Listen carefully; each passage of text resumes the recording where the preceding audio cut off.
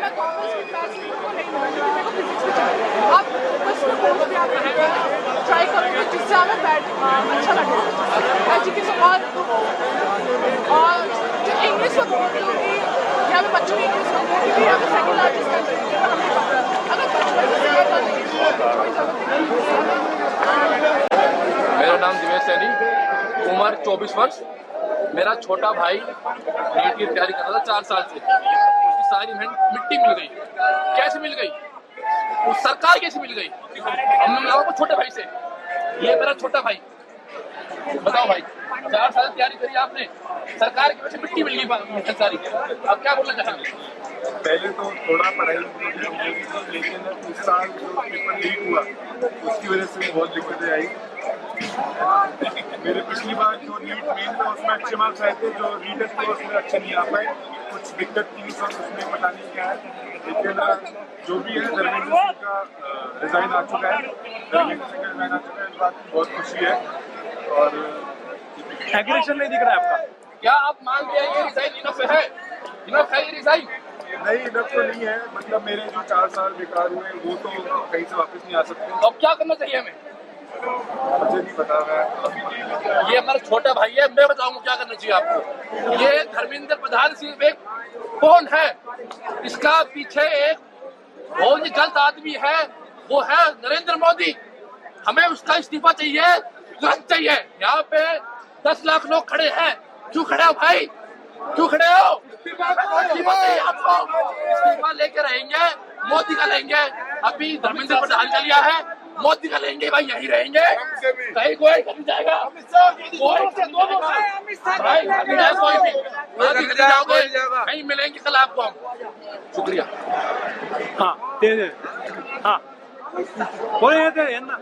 मैं यही कहना चाहूँगा, इस्तीफा दिया है लेकिन अभी बिल्कुल सेटिस्फाई नहीं है हम लोग, क्योंकि आगे क्या कर सकते हैं। ये पलटी मारती है सरकारी का, कुछ भरोसा नहीं कब क्या कर दे।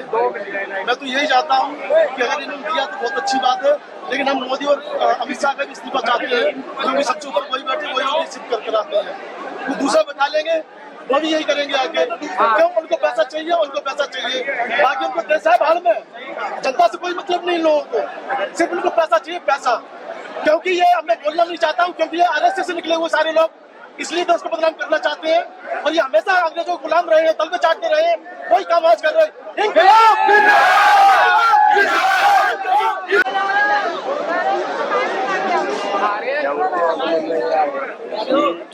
हे आपण जे जिंकलेलो आहोत त्याच्या शहरामध्ये आंदोलन झाली। आज ज्यावेळी 20 तारखेला त्यांनी भेड हल्ला केला आमच्यावर, लहान मुलांना म्हाताऱ्या लोकांना यांनी मारले। तर ते बघून ज्यावेळी अख्खा पूर्ण देश जागा झाला आणि त्यानंतर हा मोदी सरकार घाबरले आणि धडपड ते संसदेमधून पळून गेले, पण पाठीमागच्या दरवाजामधून जे आता सगळे आपल्या महाराष्ट्रामध्ये सर्वात निकृष्ट दर्जाचा मुख्यमंत्री लाभले ना, तसे या देशाला निकृष्ट दर्जाचे पंतप्रधान लाभलेले। आणि आज आमचं जे आम्ही आज जिंकलोय, पण ही पायरी पहिली आहे।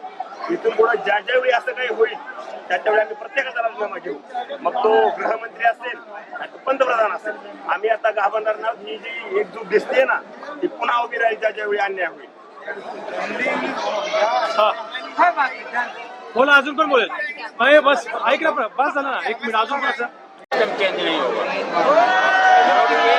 ये पूरे सरकारी यानी जो युवा है, किसान है, बेरोजगार है, गरीब मजदूर हैं, ये सरकारी कानून के खिलाफ है।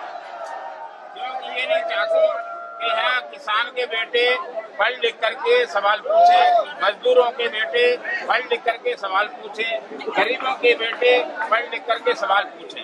इसलिए ये शिक्षा को जीरो रखना चाहते हैं और ये अपने जो गुरु गोवलकर है उसके अनुसार यह शासन करना चाहते हैं कि भाई गुरु गोवलकर ने कहा है कि यदि आपने लंबे समय तक शासन करना है तो भारतीय जनता को भूखा नंगा छोड़ना पड़ेगा, बेरोजगार रखना पड़ेगा, अशिक्षित रखना पड़ेगा, अनपढ़ रखना पड़ेगा और इनको इतना केवल दो कि ये बस से सुबह शाम खाना खा सकें और उसी में अपना विकास समझें।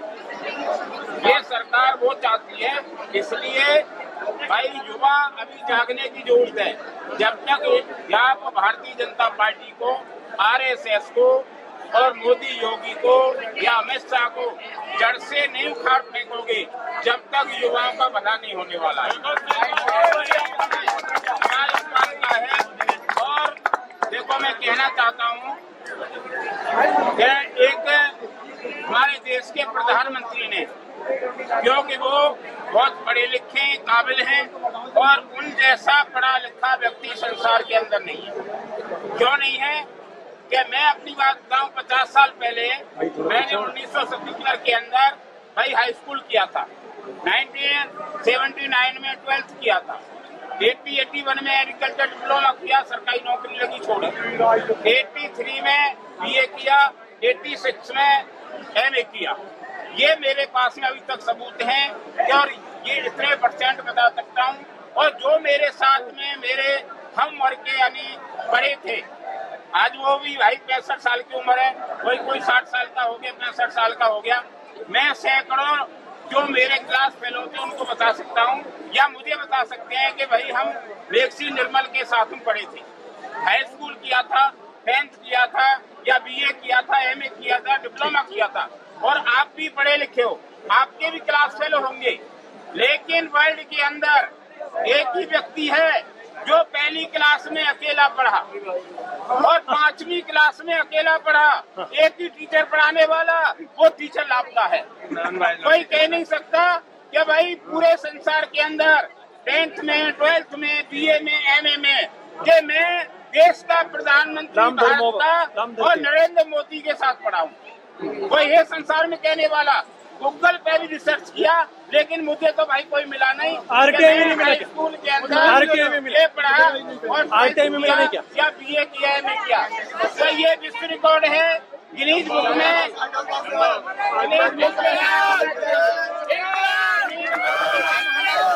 हाँ भाई बोलेंगे, वो ये बोलेंगे, नाम होना चाहिए।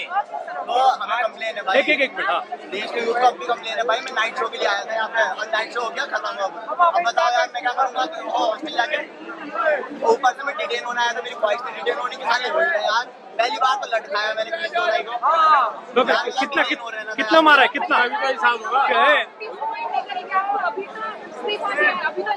हाँ तो वो कल को दे देते कल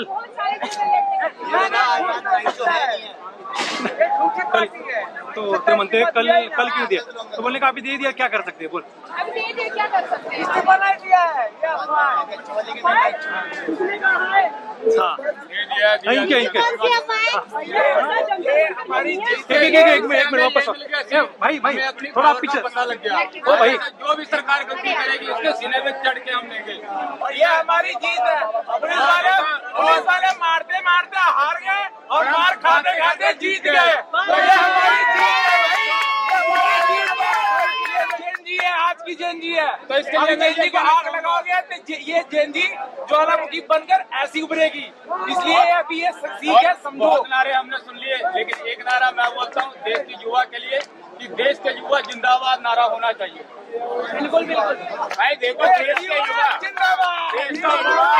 जब तक भगत सिंह नहीं बनेंगे, जब तक ऊधम सिंह नहीं बनेंगे, जब तक सुखदेव राजगुरु नहीं बनेंगे, चंद्रशेखर आजाद नहीं बनेंगे, सुभाष चंद्र जैसे बोस लीडर पैदा नहीं होंगे, ईमानदार, कर्मठ और भारत को संविधान देने वाले डॉक्टर अम्बेडकर जैसे विद्वान नहीं बनेंगे, मानवर काशीराम जैसे लीडर पैदा नहीं होंगे, जब तक यानी ये भारतीय जनता पार्टी के लोग तुम पर जुल्म जाति करते रहेंगे। इसलिए अपने अंदर वो क्वालिटी पैदा करो।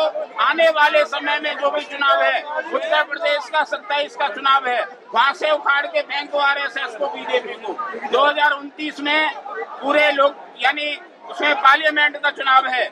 जब तक युवा नहीं जागेगा, युवा ने इसको गद्दी पर बिठाया था, युवा ही उतारेंगे। युवा शक्ति है देश की, युवा उतारेंगे, क्योंकि आप लोगों के अंदर जो भाई भारत के प्रति यानी एक भक्ति है, अब देशभक्ति है, वो इनके अंदर नहीं है। क्यों? उन्होंने आजादी के समय चाहे सावरकर को है, चाहे गोडसे हुए, इन्होंने अंग्रेजों की गुलामी करी, अंग्रेजों से माफीनामा मांगा और पेंसिल भत्ता पाते थे। और अंग्रेजों की गुलामी करते थे। इनका कोई भी इतिहास में रिकॉर्ड नहीं है कि हमने देश की आजादी के लिए हमारे इस भाई ने बलिदान किया, इस भाई ने अपने अंग्रेजों का